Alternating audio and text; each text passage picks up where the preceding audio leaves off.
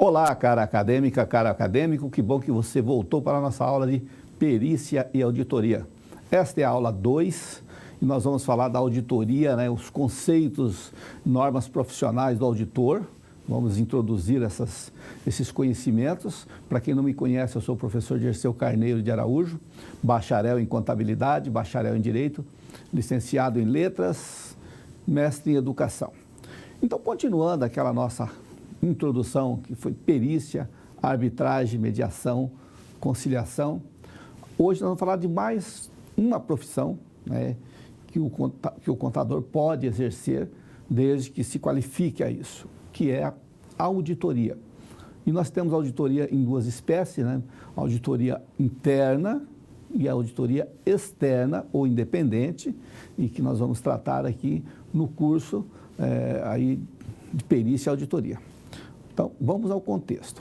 Primeira coisa, quando você pensa em auditoria, quando a gente ouve falar em auditoria ou no papel do auditor, será que aquelas demonstrações que são publicadas em jornais, né, ou no site da CVM, lá na Bolsa de Valores, na B3, onde tem a relação de empresas listadas, e aí se publica, é obrigatório publicação do balanço completo. E um balanço completo, ele vem com relatório da administração primeiro, que é a exposição da administração, a visão, o que eles pretendem, o que eles fizeram, o que querem fazer, né? Toda a visão da administração. Depois, as demonstrações, ativo e passivo, demonstração de resultados, demonstração de fluxo de caixa, DMPL, e aí as notas explicativas e, por fim, o relatório dos auditores independentes. Então, será que essas demonstrações são confiáveis? Essa é a primeira pergunta. E o relatório da auditoria é o primeiro item que tem que ser lido ao analisar um balanço. Por quê? Porque ele já dá a ideia de se são ou não confiáveis, né? O segundo item, vamos lá. Será que esses balanços possuem distorção? Distorção são fatos que modificariam a ideia do investidor, né? Ou será que esses balanços, existe alguma informação ou algum item que não foi avaliado corretamente e que pode gerar risco na decisão de investir? Ou seja, será que existe algum elemento, algum escândalo por trás do balanço que não foi avaliado corretamente, que a auditoria pode não pegar isso nos seus testes? Então, a auditoria vem com toda essa força. O que ela procura é avaliar, né? Nós vamos entender isso, essa escrituração da empresa, os controles internos da empresa, os comportamentos dentro da empresa, para poder, então, certificar por meio de uma opinião, certo, do auditor, a respeito daquela escrituração e para gerar o seu relatório. Vamos entender isso, como funciona.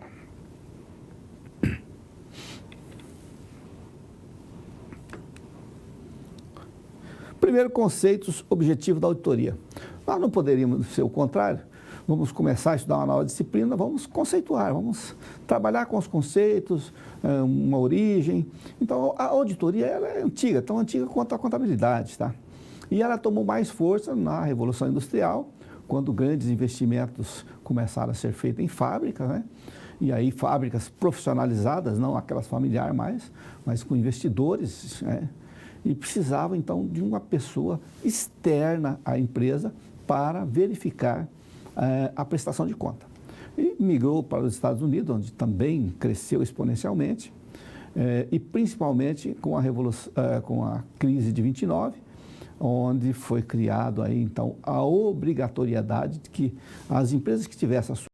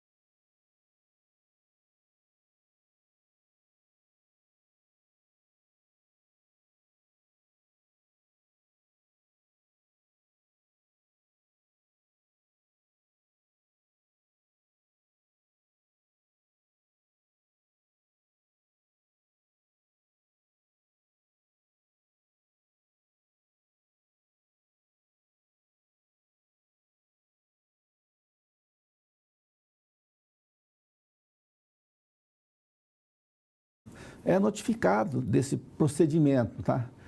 Não se faz, hoje não se faz mais auditoria interna de surpresa, tá? Todo mundo sabe quando vão passar por um procedimento de auditoria, o que induz aquela mudança de comportamento. As pessoas já, né, arrumam as gavetas, limpa tudo certinho. Então, existe um cronograma, tá? Seguindo, a outra tipo de auditoria é a externa. Esse não, é diferente. Esse é auditores ou empresas independentes, que são contratadas para avaliar o quê? As atividades e resultados de uma determinada organização ou sistema. É o exame ou avaliação das demonstrações contábeis ou de alguma área específica ou procedimento pré-definido, né? O objeto como trabalho especial. Existem vários tipos de trabalho que uma auditoria externa ou um auditor independente pode fazer, tá? O primeiro básico é a asseguração razoável, que é a auditoria completa da empresa, que é feita uma vez ao ano. Depois nós temos as auditorias parciais, que são efetuadas a cada trimestre, no fechamento ali do imposto trimestral. Março, junho, setembro e a completa no final do ano ali, ok? E existem trabalhos específicos que podem ser feitos de auditoria, como auditoria de RH, de tributos, de compras, de vendas, de logística, que é feito no controle da empresa, certo? De segurança, de TI, ou seja, vários tipos. Existem trabalhos especiais, por exemplo, sorteios, então vai fazer uma auditoria ali do sorteio, né? Vamos dizer que a empresa resolveu fazer uma campanha que tem um prêmio pela Loteria Federal. Então, tem que fazer uma auditoria a respeito e prestar conta disso. Seguindo, quem é que realiza? Bem, é um profissional independente contratado. Esse não tem subordinação dentro da empresa, ele tem que ser independente. Qual é o objetivo? Atender às necessidades de terceiros, tá? Terceiros é o mercado, chama stakeholder, atende fora da empresa, atende internamente? Atende, mas primeiro os terceiros. Para que é realizado a revisão dos controles internos? Para determinar a extensão do exame, fidedignidade das demonstrações contábeis. Aí você faz a auditoria da empresa como um todo. Qual é o foco? O foco principal é a demonstração contábil. O auditor é independente? Totalmente independente da empresa auditada. Ele não tem nenhuma subordinação com a empresa auditada. Se ele tiver subordinação com a empresa auditada, ele perdeu a sua independência e essa auditoria vai ser inepta, chama inepta. Uma vez que a CVM detecta uma auditoria inepta, além de multar aqui o nosso amigo auditor, vai solicitar à empresa que refaça a auditoria com independência, tá? E como é que ocorre a revisão? É periódica, tá? Como eu falei, você tem a auditoria, aqui é o mês 12, aqui é a auditoria principal. Março, junho e setembro, auditorias parciais. Mas você também pode ter revisão, outras pelo meio do caminho, ou como tem acompanhamento pós-revisão, tá? Vamos ver isso com calma. Olha aqui. Então, você tem a auditoria prospectiva e prévia.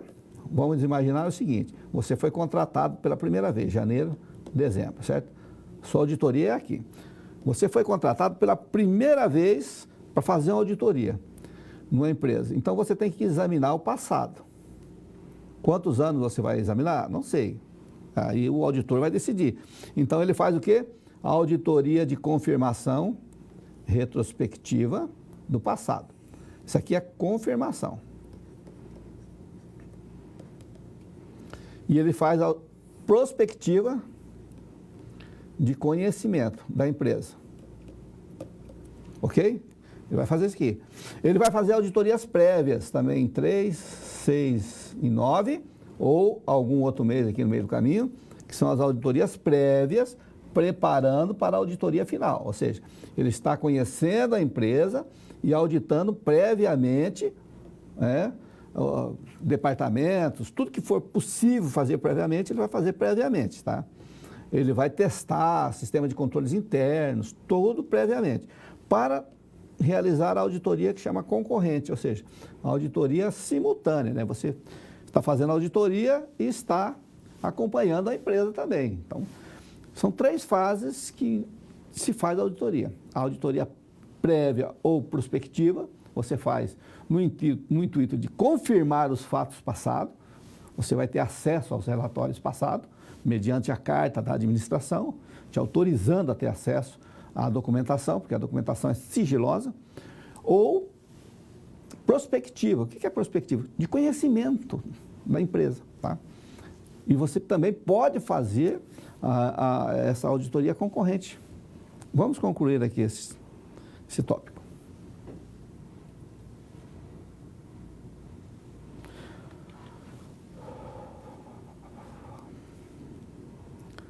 Aspectos da auditoria interna. Então, vamos aprofundar um pouco mais no conhecimento da auditoria interna, tá? A auditoria interna, que é aquela executada pelo auditor da própria empresa, tá? Que avalia, então, a eficácia e eficiência, busca assegurar o quê? A efetiva aplicação dos controles internos da empresa, servindo como instrumento de apoio à gestão da empresa. O objetivo é avaliar processos operacionais e os controles internos. Esta auditoria são revisadas pela auditoria externa. Mas ela está revisando o quê? A controladoria, o trabalho da controladoria, tá? E ela tem várias nuances, várias fases. Lembra que eu falei do cronograma? Você vai montar um cronograma para a auditoria contábil, para a auditoria operacional, de compliance e de normas, conformidade com as normas, tributária, ambiental, de qualidade, de informação, segurança do trabalho, TRH, ou seja, o que não falta numa empresa grande são vertentes da mesma empresa. Você, na auditoria interna, vai avaliar coligadas, filiais, logística, reclamações, toda a empresa, buscando sempre avaliar os controles internos operacionais e de gestão, o modelo de gestão da empresa. Porque se houver falhas nesses controles, ela vai sugerir melhorias, vamos ver? Então, ela faz o quê? Uma avaliação, né? Auditoria interna do sistema de controle interno da empresa. E ela busca determinar se erros ou mesmo irregularidades, né? Que pode acontecer. Então, ela vai verificar se o sistema atual detecta de imediato o erro. Esse é um papel muito interessante. Porque os controles internos são implementados e criados, né, pela controladoria. Uma vez que a controladoria faz esse trabalho, né, ela implementa. Mas ocorre que no face-to-face, no face-a-face ali na realidade, pode ocorrer daquele sistema não dar conta. Vou dar um exemplo. Acesso de pessoas à empresa. Todo mundo tem o seu crachá, tem que passar, ou a digital, para ter acesso à empresa. Mas, eventualmente, pessoas estranhas à empresa têm acesso à empresa. Isso não pode, porque o sistema foi feito para não acontecer isso. Só pode ter acesso à empresa pessoas autorizadas, funcionários da empresa, né? Terceirizados e por aí. Ou pessoas, né, que têm acesso a informações sigilosas, como o cadastro de cliente, cadastro fornecedor, os indicadores econômicos da empresa, e podem tirar cópia disso e levar para fora da empresa. Será que o sistema de controle interno pega essa cópia? Né? Será que tem como ele detectar que as pessoas estão tirando cópia, estão levando para fora da empresa informações críticas, né? Se, uma vez que a auditoria interna detecta isso, ela reporta à controladoria, à alta administração, para que corrija. E pode propor correção também, tá? Vamos continuando? Então, ela vai analisar o quê? As fraquezas e falta de controle, que possibilitam, então, erros ou irregularidades. E aí, sempre ela vai emitir o seu relatório. Esse relatório vai sugerir aprimoramentos dos controles internos. Esse relatório, primeiro, as pessoas envolvidas. controladoria e alta administração. Por quê? Porque tem que ter transparência, né? As pessoas envolvidas têm que saber. Tem que saber, por algum meio, ela tem que saber que ela foi submetida à auditoria, certo? E que foi detectado erros, irregularidades e que ela é partícipe. A controladoria para que melhore o controle, né? Para discutir aí com a auditoria interna e a alta administração para ter ciência do que está acontecendo na empresa. Tá?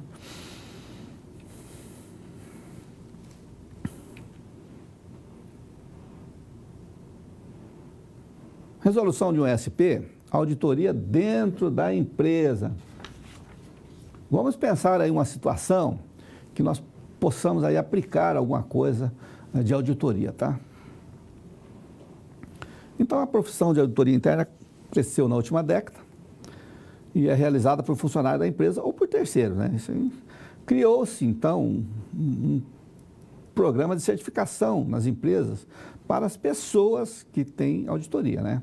Muitas empresas estão desenvolvendo o quê? Políticas de recrutar, né, acadêmicos na faculdade, certo? Para atuar na auditoria interna e contribuir com a controladoria. Então, pede-se, o que se quer dizer quando ela é descrita como uma atividade realizada por funcionário da empresa ou por terceiro? Ela aqui é a auditoria interna, né?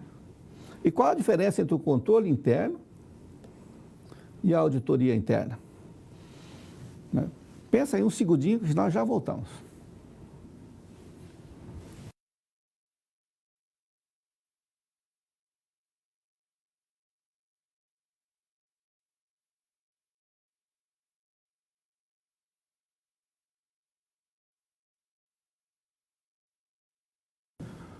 Pensou? Vamos lá. Então, o controle interno, pessoal, o sistema de controle interno é aquele sistema implantado, desenvolvido, implementado pela controladoria, certo? Que funciona para o quê? Garantir o patrimônio da empresa, garantir a eficiência, a eficácia, a aplicação das normas da empresa, das leis, regulamentos, do código de ética, evitar assédios moral, sexual, todo esse aparato de controle interno, ou seja, é o funcionamento da empresa, o que pode, o que não pode dentro da empresa, ok? Isso é o controle interno. E a auditoria interna? Não, a auditoria interna é um programa de revisão realizado pelos auditores internos no intuito de avaliar o controle interno, ou seja, ele vai validar o controle interno, se ele está cumprindo o seu papel. Qual o papel? O papel, né, da eficiência, certo? Da eficácia, da eficiência. Então, a auditoria vai planejar, fazer aquele cronograma, que é um programa de auditoria, né, para revisar esses controles internos da empresa e todos os documentos da empresa. Vai utilizar o seu próprio papel de trabalho, ou seja, seus formulários, sua documentação do trabalho que ela está fazendo, as atas, vai emitir um parecer final, chamado de relatório, uma opinião do auditor interno, que vai ser esse relatório de auditoria interna. Então, a grande diferença, né, é que este aqui, o controle interno, ele implementa controles. A auditoria avalia esses controles, tá? Vamos encerrando por aqui.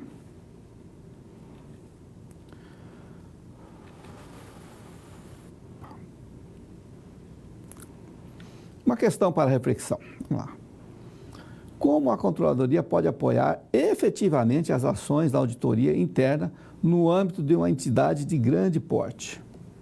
Pense aí um pouquinho também, já voltamos e aguarda aqui as contribuições.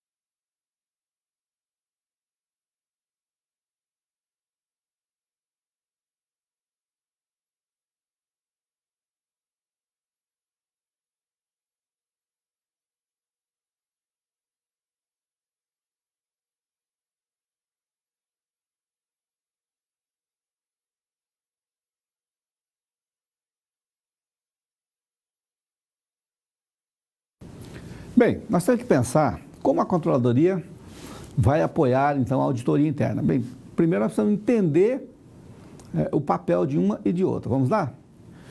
Nós temos aqui, eu vou tentar aqui com você, olha. Nós temos aqui o CEO. Acima do CEO vai ter o Conselho da Administração, certo? E, ao lado, aqui vai ter o Comitê de Auditoria Estatutária,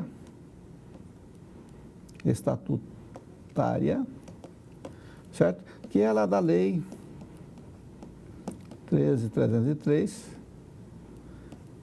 de 16, né? E abaixo do CEO vem o quê? As diretorias. E ao lado a controladoria e o outro lado a auditoria interna. Esse é um cronograma, um organograma bastante típico, tá? Agora nós temos essa novidade aqui, um comitê de auditoria estatutário também, que é um órgão de staff que fica acima do CEO. E esse comitê, ele avalia as auditorias internas e externas e faz o contato ali com a auditoria, tá certo? E cuida. Agora, como a controladoria, que também é um órgão de staff, na minha visão, pode colaborar com a auditoria? O primeiro, né, é dando credibilidade à auditoria, disseminando o trabalho da auditoria e, junto com a auditoria, tentando localizar o quê? Erros, irregularidades e fraqueza dos controles internos que a própria controladoria desenhou, né, e implementou e controla, certo? É assim que funciona. Por vezes, tanto a auditoria, a controladoria como a auditoria, elas ficam ou no mesmo departamento ou ficam, aqui, voltando, ela fica subordinada ao quê? A um diretor administrativo, financeiro. Então, esse conjunto fica aqui do ladinho. Mas ele não pode perder as suas autonomias, a sua função, que é manter esse controle dioturno das atividades da empresa, né? No intuito do quê? De melhorar eficiência e eficácia e, com isso, gerar a economicidade, né? Que vai, então, abastecer lá o ROI, né? Subindo o ROI consistentemente. Então, esse é o conjunto. Então, como a controladoria faz isso? Ou seja, a controladoria define também com a auditoria interna o cronograma das áreas que ela quer, né, que passe por auditoria para saber se aquele controle que ela implementou está, de fato, atendendo os objetivos. Qual é o objetivo? Captar, né, o mais rápido possível desvios de conduta, erros, fraudes, qualquer desvio de conduta que possa existir ou falha no controle, nas informações e consertar, arrumar, melhorar. Tá? Vamos concluir aqui.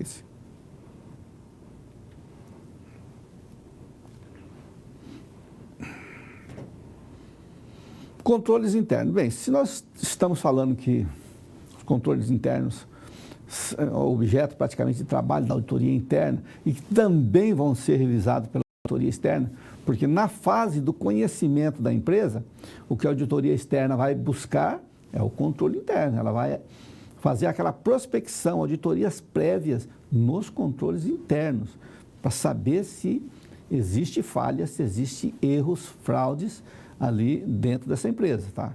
Que vai gerar distorção. Distorção relevante é todo aquele erro importante que ocorre dentro de uma demonstração contábil. Então, vamos entender o controle interno.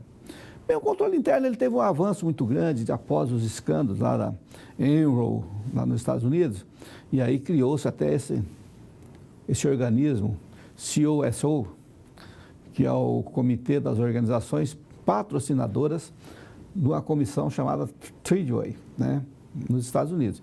E aí disseminou vários procedimentos de controles internos.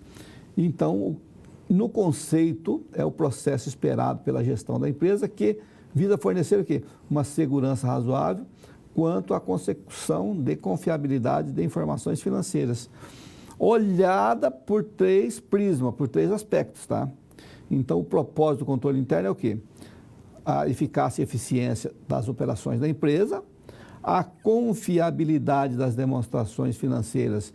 E a confiabilidade aqui é as demonstrações financeiras livres de erros e fraudes, e de contabilidade criativa, e outras coisas do tipo, e que a empresa esteja em conformidade com leis e regulamentos aplicáveis, inclusive no aspecto da governança.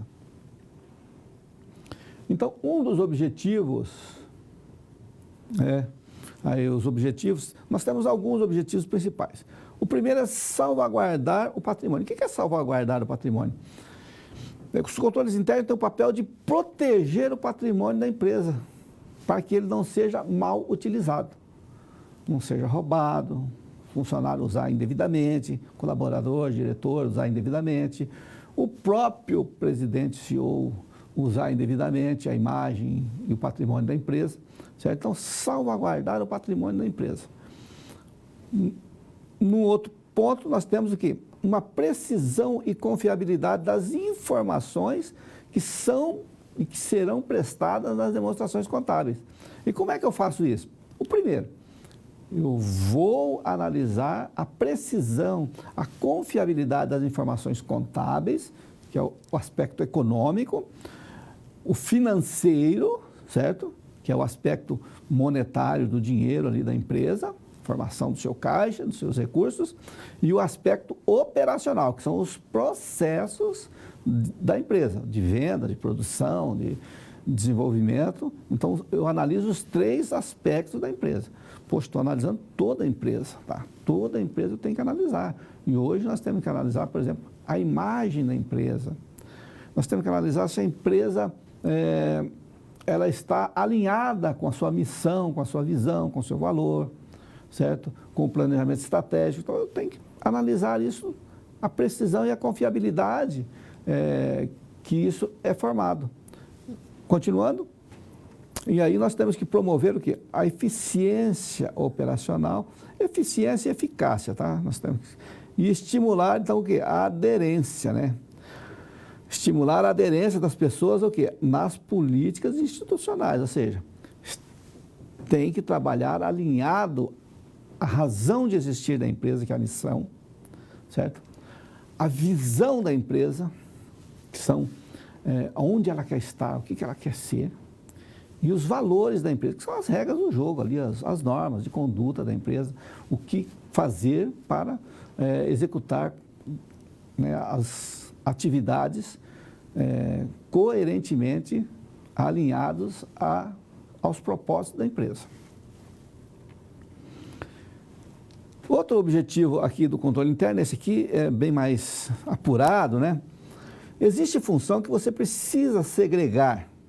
Por quê? Porque existe função quando você define um mapa, esse não é o mapa de risco ambiental lá, do laudo de risco ambiental lá da segurança do trabalho. Esses são riscos econômicos, riscos financeiros para a empresa. Então, a auditoria define um mapa de risco juntamente com a controladoria, aquelas áreas chamadas áreas críticas, imagina você uma área que tem a formulação dos produtos da empresa, os segredos industriais da empresa, o cadastro do cliente da empresa, os índices, os indicadores sensíveis da empresa, certo? A fonte de receita principal da empresa. Então, eu tenho que segregar funções, colocar em níveis, para depois começar um processo, agora, voltando aqui, um sistema de autorização e aprovação para determinadas coisas. Por exemplo, quem pode ter acesso ao cadastro de empresa, ao computador que tem o cadastro das empresas, essa pessoa precisa ter 2 níveis de segurança. Ela não pode sozinho fazer cópia. Ninguém pode sozinho assinar um cheque, por exemplo. Ninguém pode sozinho dentro da empresa de grande porte ou de médio porte assinar, por exemplo, compra e venda de bens patrimônio da empresa sozinho. Precisa de autorização, uma ata, depois assinar em conjunto, 2 diretores, 2 gerentes, 2 sócios. para que não exista desvio do patrimônio. Precisa de autorização de utilização de veículo, de patrimônio da empresa. Então, eu segrego função exatamente para isso, colocar pessoas em níveis hierárquicos, não muito grandes, mas que precisa dessa dupla autorização para que não ocorra o quê? Desvio de patrimônio. Vamos lá? Dentro desse sistema de autorização, segregação, eu vou determinar o que é uma função e quais a responsabilidade de cada cargo que se pode fazer. Aí eu tenho o controle físico sobre os ativos, que vai me levar a uma contagem física, criar aquela relação de ativos, né? A manutenção, né, de contas de controle, eu preciso disso. Eu preciso rotacionar também funcionários no setor e preciso seguir a legislação, né? Isso eu tenho que fazer com bastante parcimônia para que não atrapalhe a minha empresa. E aí, na dimensão do controle interno, eu tenho o quê? Eu tenho um ambiente de controle, a avaliação de risco, controle das atividades, eu vou comunicar e vou informar a quem precisa, e o monitoramento. Dentro do próprio COSO, né, nós temos aquele prisma que você deve ter estudado no Power BI, Tableau, um prisma de controle. Nessa área aqui, por exemplo, eu vou ter aqui os controles.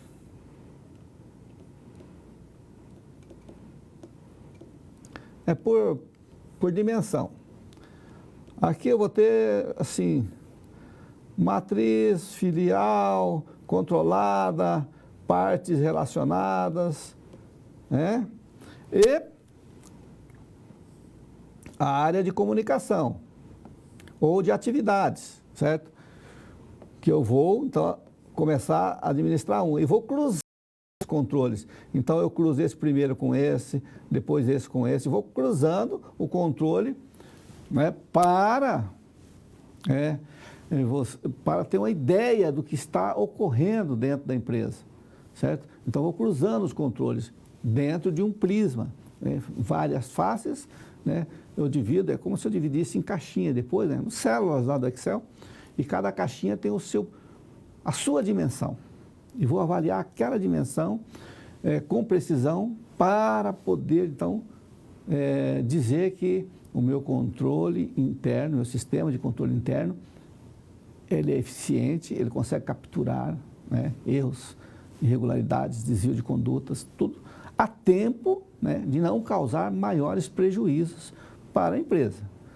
Sempre existe uma possibilidade, possibilidade de contratempos e de ocorrência, sim, de um erro, um acidente, isso, mas o sistema de controle interno tem que estar atento para captar, inserir no sistema de informação gerencial, né, subir para as pessoas que tomam a decisão rapidamente. E a auditoria interna vai estar aí trabalhando na fiscalização, na avaliação desses eventos, tá?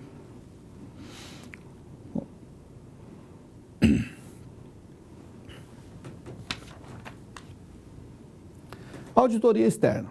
Esta é a parte importante aqui do nosso curso, que quando nós começamos a falar exatamente desse auditor que vem de fora, essa opinião de terceiros a respeito de como a empresa trata a sua escrituração contábil, o seu financeiro, os seus processos, os seus controles internos, essa relação de forças que existe dentro da empresa, que produz os canais de força da empresa e que produz um resultado.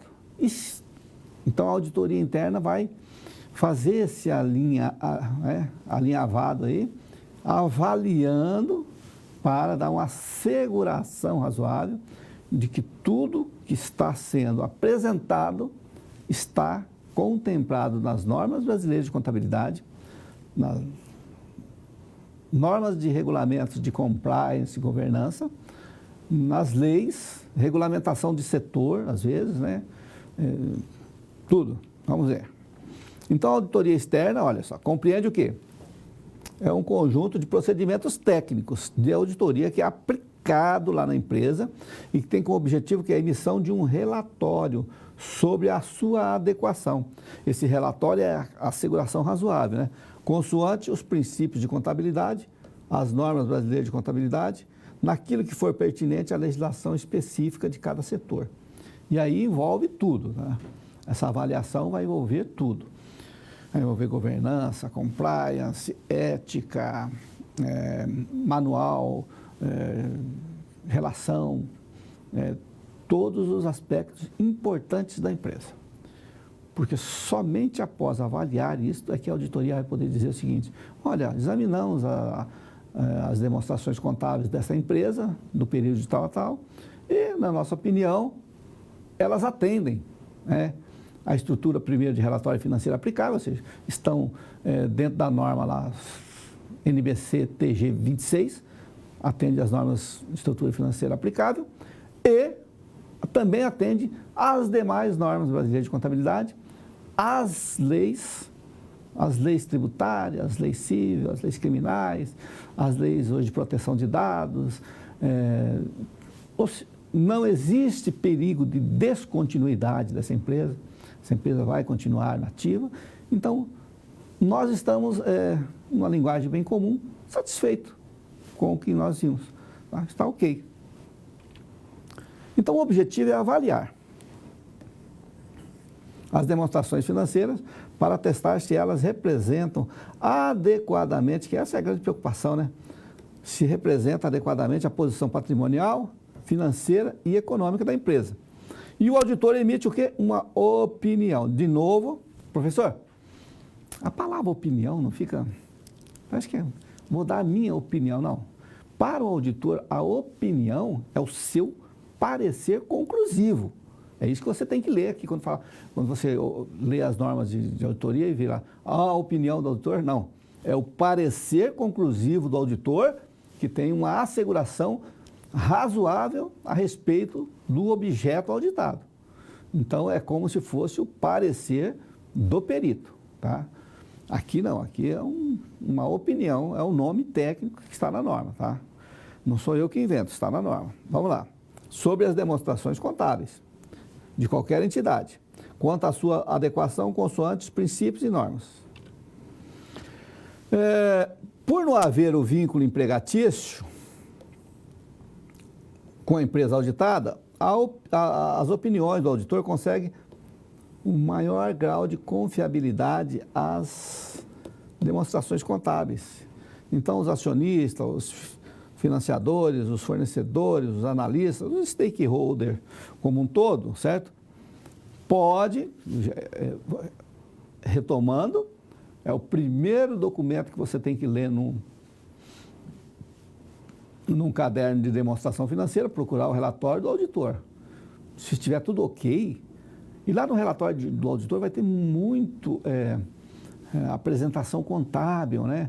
Olha, nós analisamos o reconhecimento das receitas dessa empresa e concluímos que ela segue lá o CPC 47 quanto a reconhecimento de contrato de empresas, só reconhece as receitas quando tiver certeza da sua ocorrência, e que os testes de impairments que foram realizados também estão coerentes com as normas brasileiras de contabilidade e guardam proporcionalidade quanto à possibilidade e à probabilidade de ocorrência dos fatos ali contemplados, os ajustes que foram feitos, certo?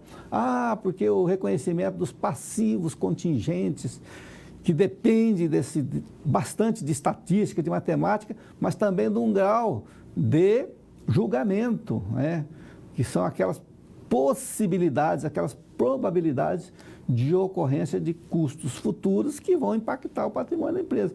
Eles foram efetuados de maneira corretas ou aceitáveis do ponto de vista técnico. Então, aí aumenta o grau de confiança. Então, leia primeiro o relatório do auditor, depois começa a fazer as análises e lê os demais relatórios. Porque toda a informação contida naquele relatório, inclusive o relatório da administração, é responsabilidade do auditor, tá? Também. Voltando. Então, o auditor vai fazer o quê? Exames das operações, né? Que são feitos principalmente para averiguar os reflexos nas operações contábeis. É o reflexo nas demonstrações contábeis, né, pessoal? E aí aumenta o nível de confiança, lógico, aumentando o nível de confiança, você reduz o risco envolvido, né? O risco envolvido. E quem é esse profissional auditor independente? Eu trouxe dois conceitos aqui, a norma também traz em conceito, tá? Eu trouxe aqui o do Ribeiro e do Coelho. O auditor independente é o contador devidamente habilitado a exercer atividade de auditoria nas organizações. Consequentemente, para aumentar o grau de confiança nas informações apresentadas nas demonstrações contábeis. O Hernando Pérez Júnior traz esse conceito. O auditor é o profissional que, possuindo competência legal como contador, conhecimentos nas áreas correlatas de contabilidade, vai poder exercer, então, a sua profissão chamada de auditor independente ou auditor sênior, é o que trabalha nas empresas, é aquele que tem o seu registro no Cadastro Nacional de Auditores. Esse é o auditor independente. O que precisa o profissional para ser um auditor independente? Ele precisa ter qualificação de contador. Quando nós falamos uma qualificação de contador, nós pensamos o seguinte, né? Ele tem que ser bacharel em ciências contábeis. Então, o contador, né, que vai fazer a auditoria contábil, ele tem que ser bacharel em ciências contábeis,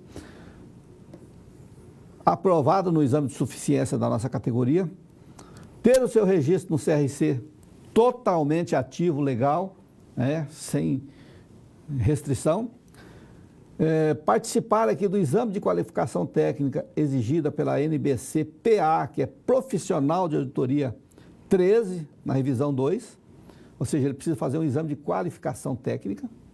Lembra que o perito, né? Que o perito ele precisava fazer um exame de qualificação técnica para a perícia.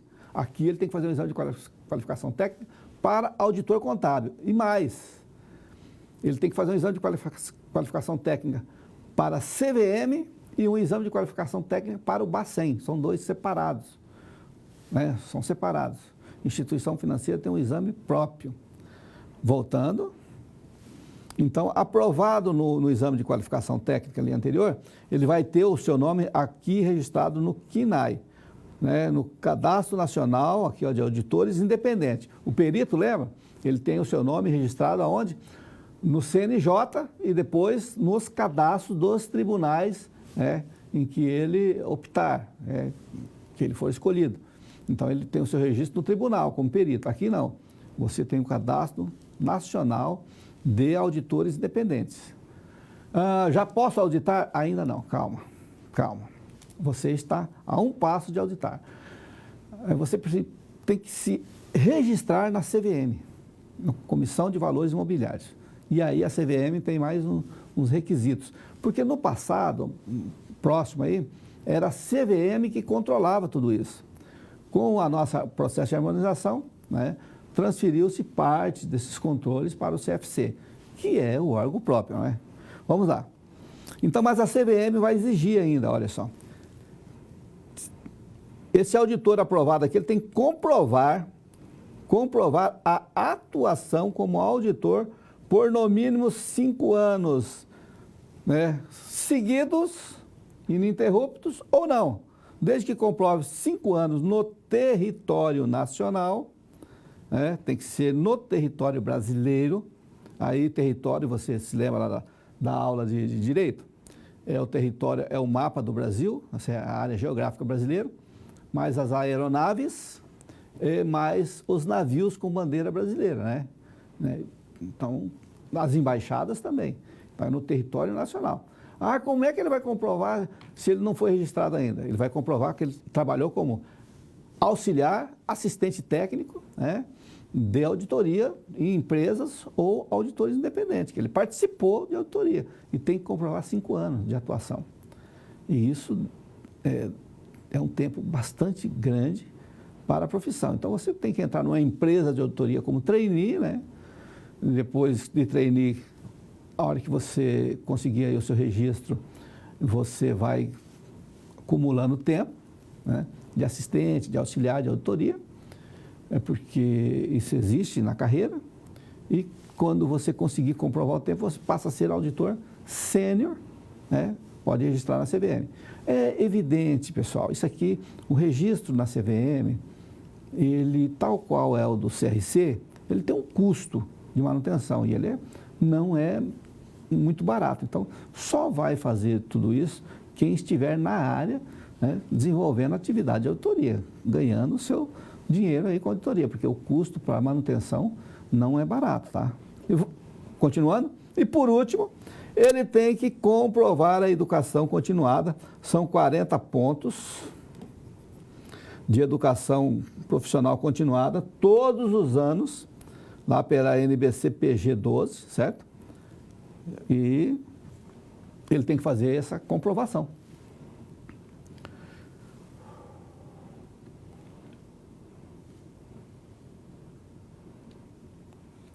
Perícia e auditoria na ética contábil. Bem,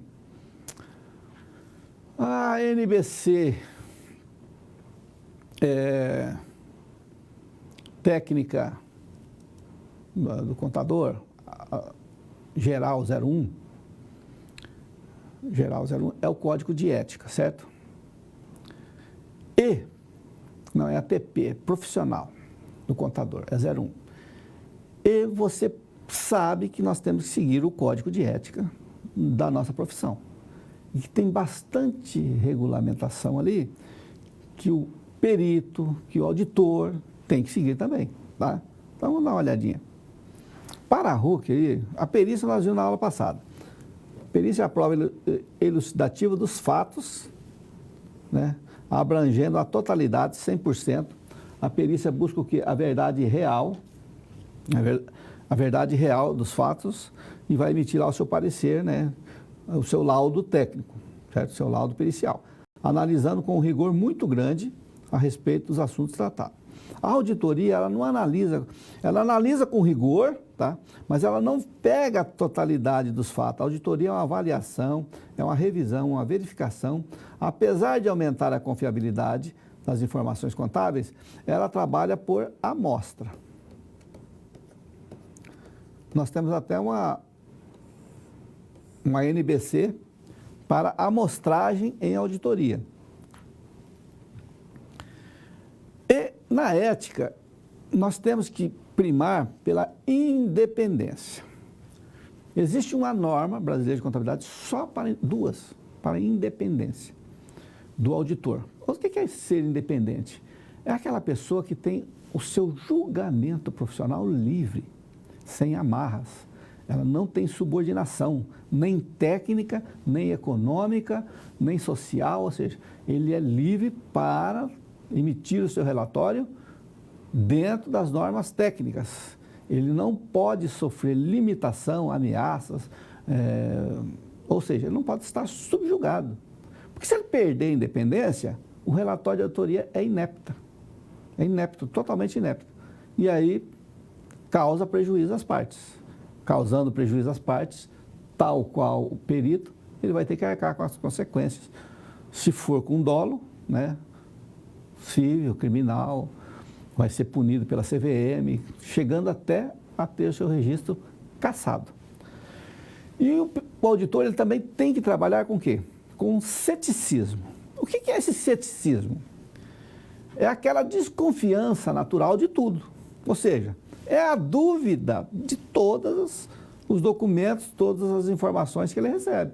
Ele tem que duvidar disso. Eu digo que ele tem que fazer o seguinte, ele tem que falseabilizar, tentar falseabilizar tudo que apresenta para ele. Se ele não conseguir falseabilizar, é porque é verdadeiro, portanto é aceito. Agora, se ele falseabilizar, apresentou uma nota, ele olha para a nota. Hoje as notas são digitais, mas ainda assim existe várias pessoas que ainda insistem em, vamos dizer, fraudar a nota com empresas falsas, empresas laranjas, e que as operações não existem, tá? E insere notas na contabilidade. O auditor olha, ele tem que olhar para aquele documento e falar, será que é verdadeiro? Ele tem que comprovar. Aí ele tem que cruzar com razão, o registro de entrada, entrar no site da nota fiscal, né? E para analisar, cruzar com pagamento, cruzar com autorização de compra, vai fazendo um cruzamento, vai tentar localizar para onde foi aquele produto. E ao cruzar, se tudo estiver correto, ok. O momento em que começar a aparecer, por exemplo, a nota não foi paga nunca. Mas como assim? Como a nota não foi paga? Não foi. É bonificação? É amostra? É comodato? Não. Então tem que ser pago. Se não houve pagamento, já é um indício de que aquela nota não... O produto nunca entrou na empresa, nunca existiu. Puxa, é sinal que aquela nota... Ou a cópia de cheque. O cheque foi emitido, mas ele não tem nenhum documento. Ele não pagou nada. Mas disse que ele foi um adiantamento de viagem que nunca existiu. Então, esses são os indícios. E o auditor vai olhar para cada fato que ele está analisando com ceticismo, que é a dúvida natural, a descrença das coisas. Isso é natural do auditor, tem que ser assim. E do contador também deveria, tá? O contador, toda vez, confiar cegamente em documento, não. Porque você também tem a sua responsabilidade técnica. E, por último, o julgamento profissional, que está lá no nosso código de ética, né? O auditor vai trabalhar com julgamento profissional. O que é o julgamento profissional? É a sua expertise a respeito do assunto. E todos os fatos, todas as decisões que ele tomar na auditoria, ele vai ter que julgar. Julgar do ponto de vista certo ou errado. Vale, não vale. Tá?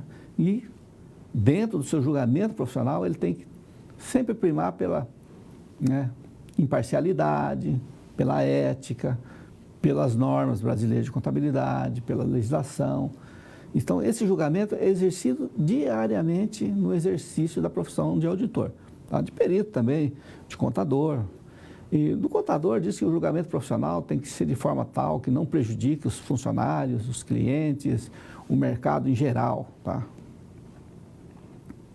E qual é a diferença? Que é a grande pergunta que se faz, né? A diferença entre perito e auditor.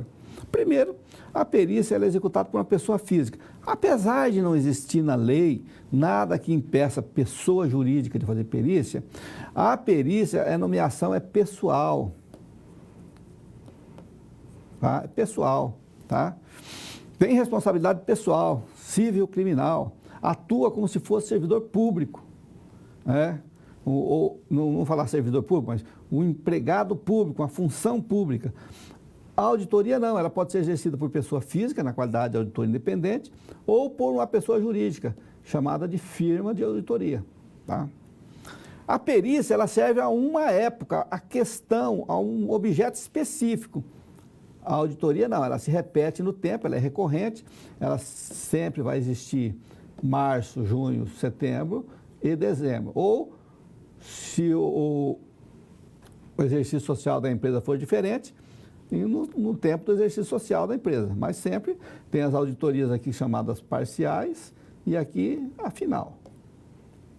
Então, sempre se repete. A perícia não, é uma questão posta em juízo. Foca em obter uma resposta conclusiva, lembra? A verdade real. Ou não para esclarecer a controvérsia. Por que ou não? Porque eu posso não obter a verdade real, né? E falar assim, olha, esse não serve. Essa prova não serve para nada. Aqui não, ela foca em obter uma asseguração razoável sobre atos e fatos contábeis das demonstrações contábeis. A perícia é restrita aos quesitos, lembra? Somente aos quesitos, que são os pontos controversos que o juiz defere, só o juiz pode deferir.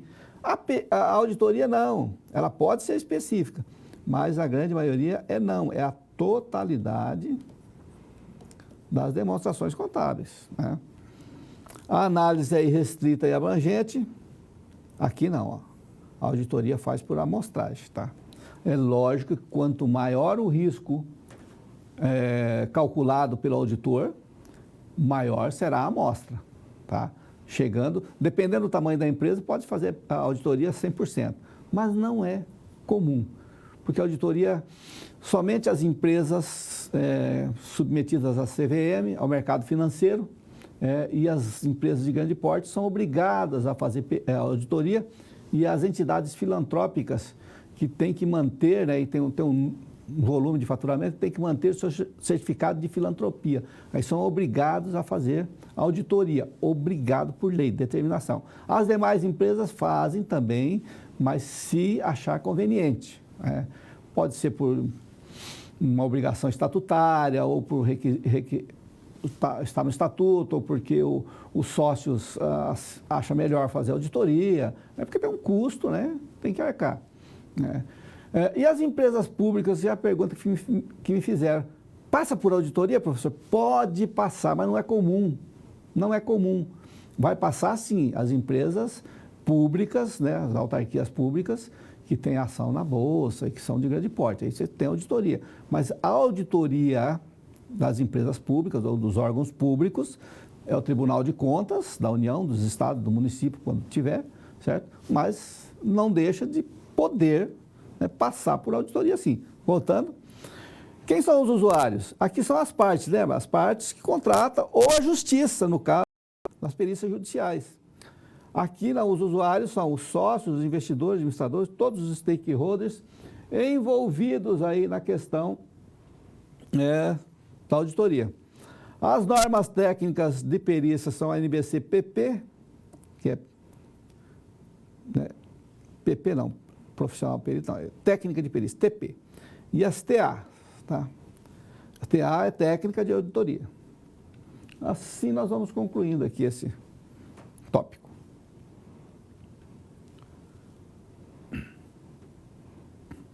Fraudes e erros nas demonstrações contábeis. A gestão executiva da empresa precisa exercer a tomada de decisão assertiva. Para isso, o Departamento Contábil da Bela Flor S.A.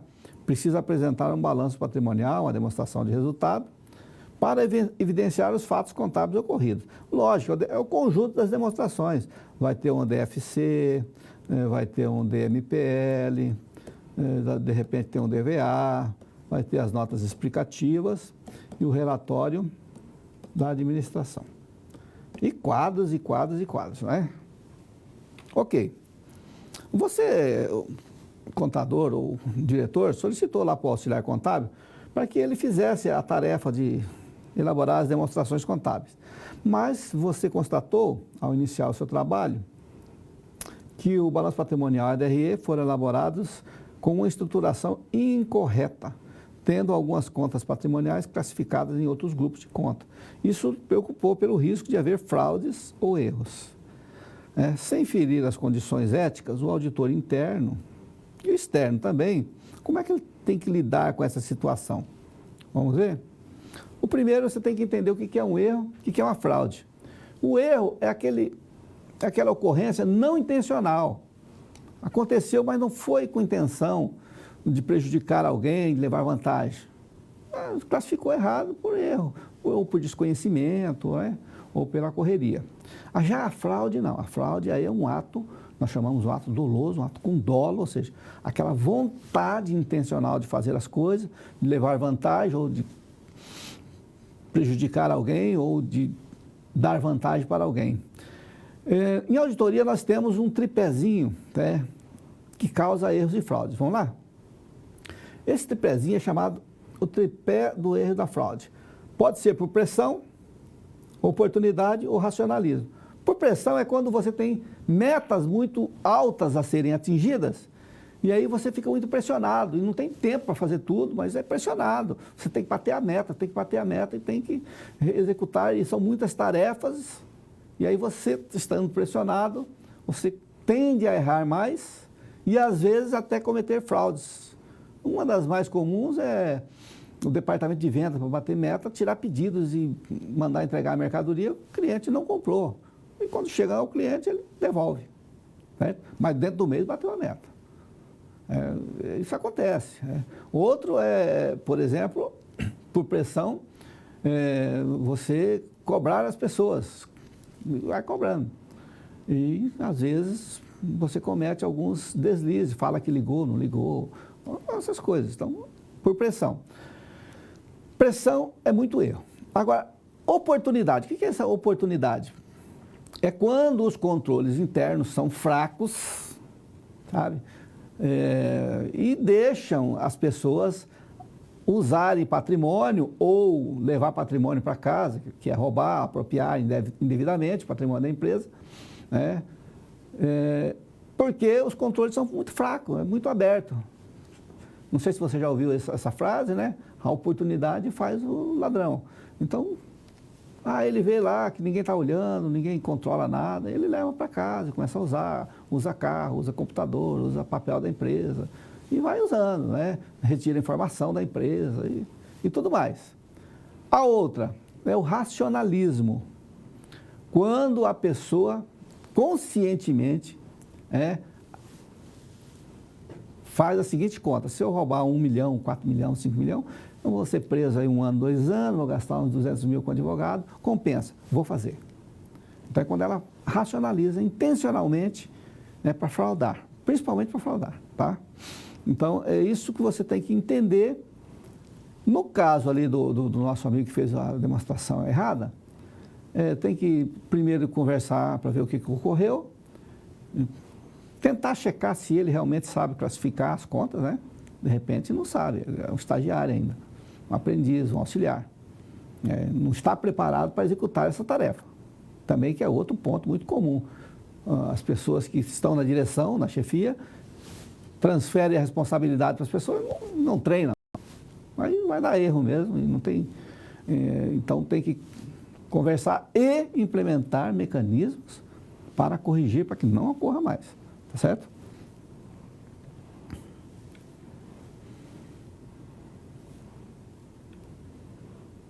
Mais uma questão para reflexão. Um profissional que executa perícia contábil pode realizar uma auditoria contábil? Sim ou não? E tentar justificar essa sua conclusão. 1 minutinho, vamos lá.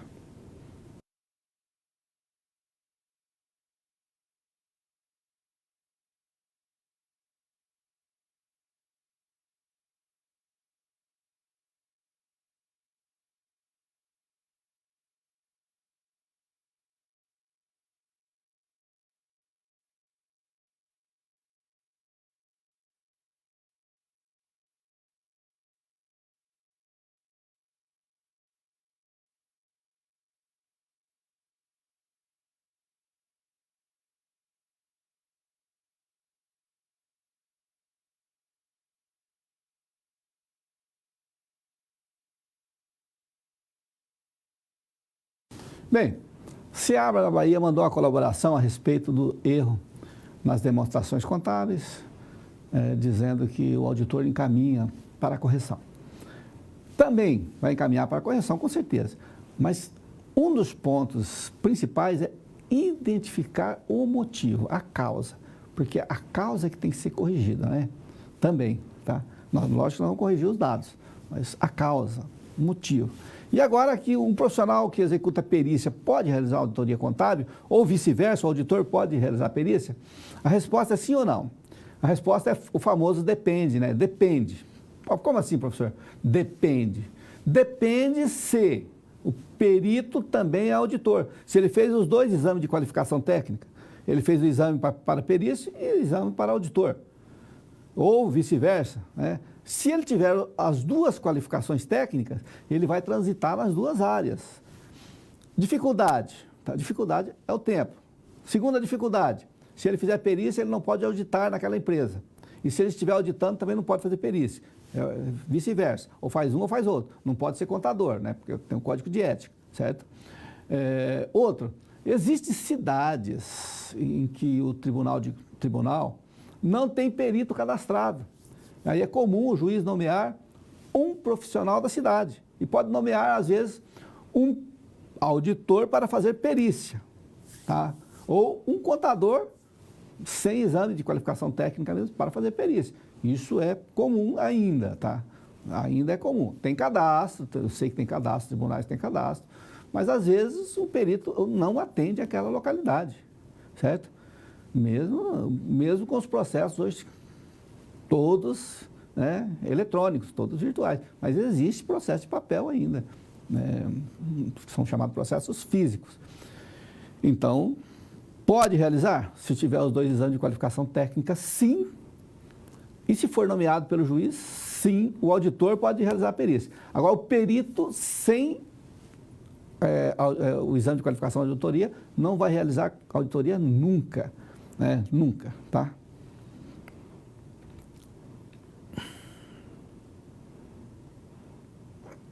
Considerações finais. O que nós vimos na aula de hoje, pessoal? Nós vimos trabalhando começamos a formar o conceito de auditoria, conceitos objetivos, os tipos interno e externo, o controle interno, que é o objeto de trabalho das auditorias, riscos envolvidos em auditoria, erros e fraudes, principalmente, o comportamento ético do profissional de auditoria, a sua independência, né? O seu ceticismo, o seu julgamento profissional, que tem que existir. Então, vamos concluindo esta aula dizendo que foi muito agradável estar com vocês hoje. E a recomendação é, fizemos a aula atividade, teve uma indicação, né, que o link quebrou, mas substituímos também, já está substituído. É sobre lei de governança, né, que é o do Comitê de Auditoria Estatutária, né, que funciona ali para auditoria. E, na dúvida agora, o seu tutor online, tem nossa biblioteca digital, a web aula, a aula atividade, né, se preparar, o livro, ok? Até a nossa próxima aula.